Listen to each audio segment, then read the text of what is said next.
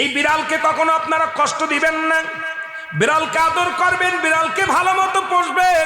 বিড়াল যদি কোনো জাতির জন্য দোয়া করে, কোনো গৃহস্থর জন্য দোয়া করে, ওই সংসারের মধ্যে উন্নতি শুরু হয়ে যায়। ওই সংসারের মধ্যে আর এক নাম্বার হলো, যে ঘরে বিড়াল থাকে সেই ঘরে জিন আসতে পারে না, জিন বাস করতে পারে না।